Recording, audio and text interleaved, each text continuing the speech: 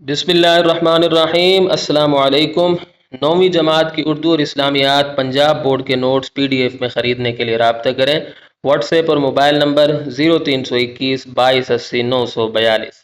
انشاءاللہ آج کی ویڈیو میں آپ کے سامنے نویں جماعت کی اسلامیات کی نئی کتاب جو کہ Punjab curriculum and text book board نے حال ہی میں شائع کی ہے اور اس سال سے پنجاب کے اسکولوں میں پڑھائی جا رہی ہے، اس کے 5ویں باب کے تیسرے سبق یعنی حقوق العباد کی مشق میں موجود MCQs یعنی کثیر الانتخابی سوالات، مختصر سوالات اور تفصیلی سوالات کے جوابات فراہم کروں گا، اور جہاں جہاں میرے پاس اضافی معلومات ہوں گی کتاب سے ہٹ کر باحوالہ وہ بھی میں آپ کو ساتھ میں دیتا جاؤں گا۔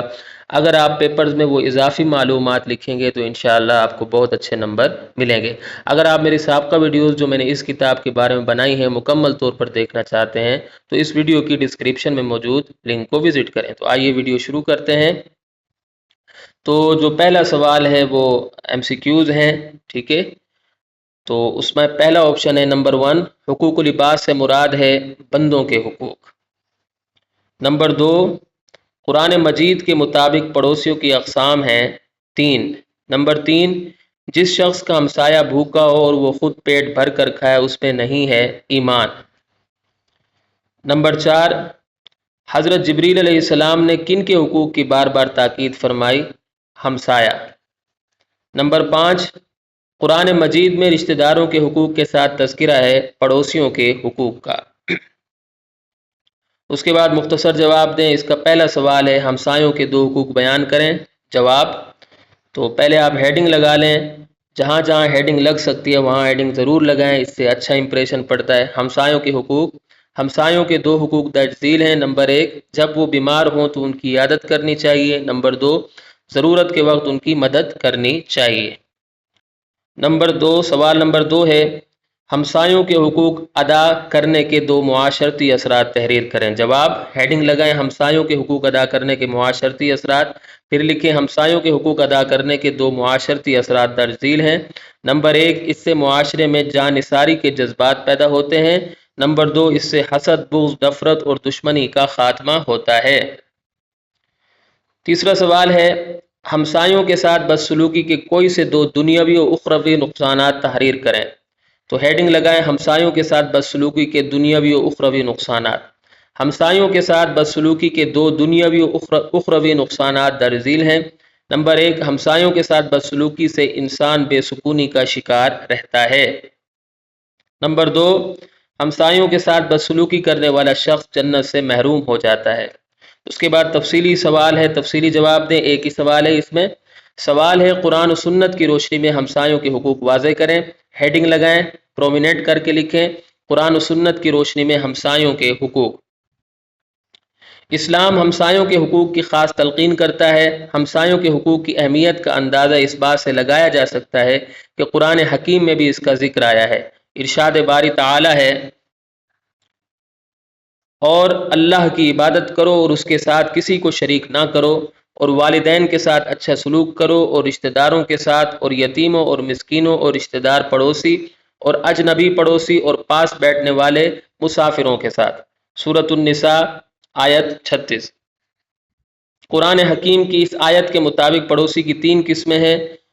نمبر 1، رشتہ دار پڑوسی۔ نمبر 2، قریب رہنے والا پڑوسی۔ نمبر 3، تھوڑی دیر کا پڑوسی۔ لہٰذا ان تینوں قسموں کے پڑوسیوں سے اچھا سلوک کرنا چاہیے۔ احادیث کی کتابوں میں بھی متعدد مقامات پر پڑوسیوں کے حقوق کا ذکر آیا ہے، اس لیے ایک سچے اور پکے مسلمان کے شایان شان نہیں کہ وہ پڑوسیوں کو تکلیف پہنچائے۔ رحمت عالم خاتم النبیین صلی اللہ علیہ وسلم نے پڑوسیوں کو تکلیف پہنچانے والے کو ایمان سے خارج قرار دیا ہے۔ نبی کریم خاتم النبیین صلی اللہ علیہ وسلم نے ارشاد فرمایا، اللہ کی قسم وہ ایمان والا نہیں، اللہ کی قسم وہ ایمان والا نہیں، اللہ کی قسم وہ ایمان والا نہیں۔ عرض کیا گیا کون یا رسول اللہ خاتم النبیین صلی اللہ علیہ وسلم؟ فرمایا وہ جس کے شر سے اس کا پڑوسی محفوظ نہ ہو۔ صحیح بخاری حدیث نمبر 6016۔ پڑوسیوں کے حقوق سے متعلق پیارے نبی خاتم النبیین صلی اللہ علیہ وسلم کا ایک اور فرمان کچھ یوں ہے، جبریل علیہ السلام مجھے اس طرح بار بار پڑوسی کے حق میں وصیت کرتے رہے کہ مجھے خیال گزرا کہ شاید پڑوسی کو وراثت میں شریک نہ کر دیں۔ صحیح بخاری حدیث نمبر 6015۔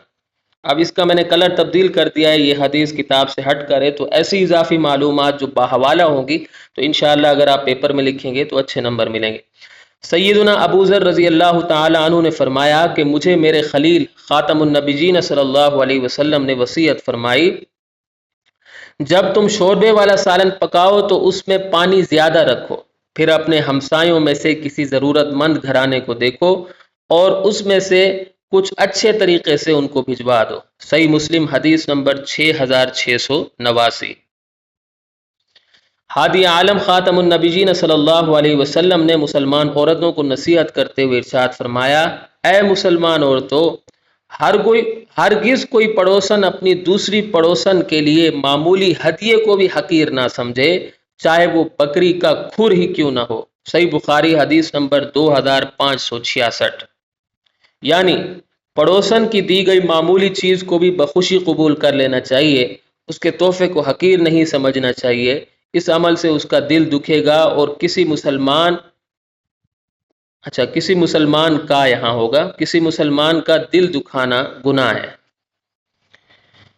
ہمیں چاہیے کہ اسلام کی حقیقی تعلیمات پر عمل کرتے ہوئے پڑوسیوں کا خیال رکھیں، ان کے حقوق ادا کریں اور ان کو کسی قسم کی تکلیف نہ پہنچائیں۔ تو یہاں اگر ہماری ویڈیو اختتام کو پہنچتی ہے، امید کرتا ہوں کہ آپ کو میری یہ کاوش پسند آئی ہوگی۔ چھوٹی چھوٹی غلطیوں پر میں آپ سے معذرت خواہ ہوں۔ اگلی ویڈیو تک کے لیے مجھے اجازت دیں۔